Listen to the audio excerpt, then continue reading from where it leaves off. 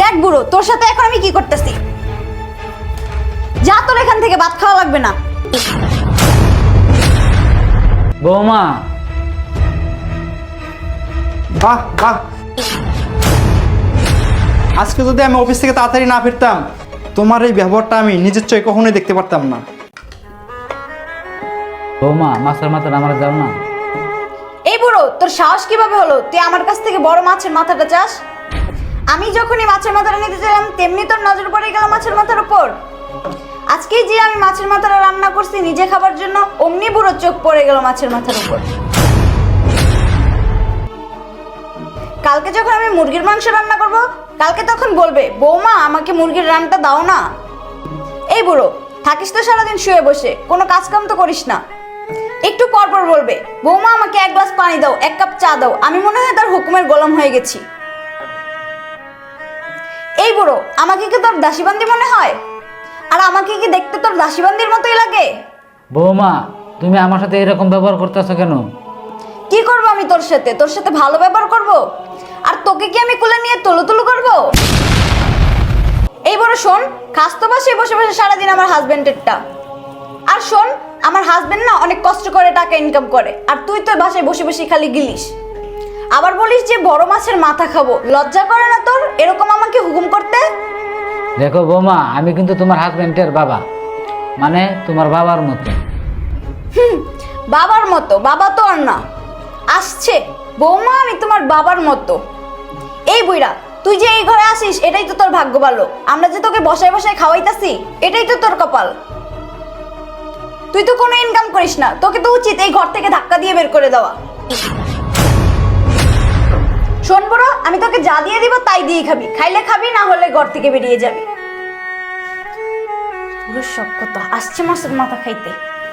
নে এটা দিয়ে খা।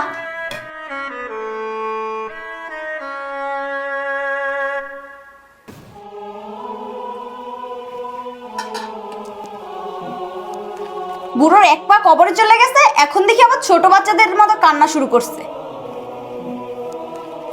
দেখ বুড়ো, এখানে কোনো কান্নাকাটি চলবে না। তোকে যেটা দিয়ে দিছি ওইটা দিয়ে খাইলে খা, নাইলে এখান থেকে যা।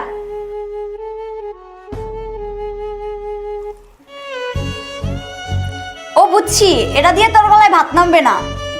দেখ বুড়ো, তোর সাথে এখন আমি কি করতেছি। যা, তোর এখান থেকে ভাত খাওয়া লাগবে না। বৌমা, বাহ বাহ,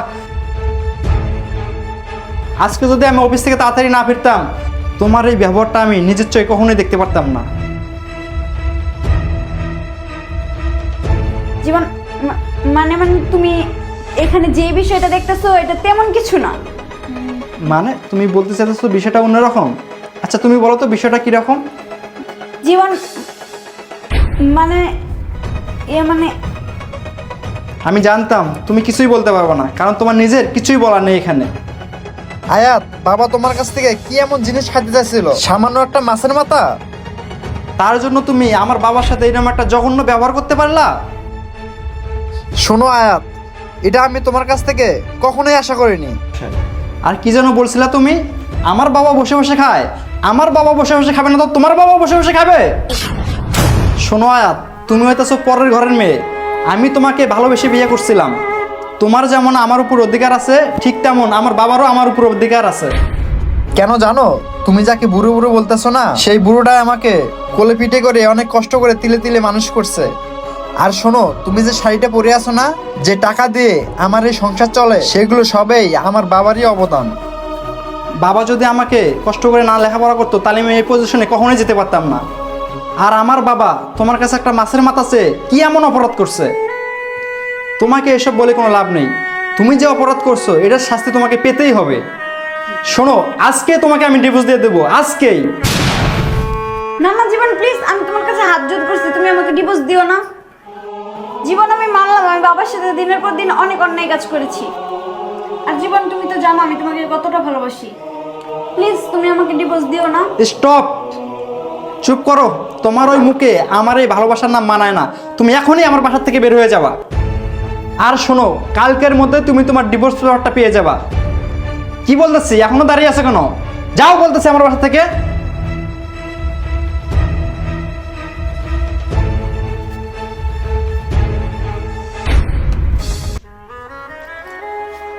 বাবা তুই আমার এত ভালোবাসিস, আমার জন্য তোর বউকে তুই এভাবে ছেড়ে দিলি?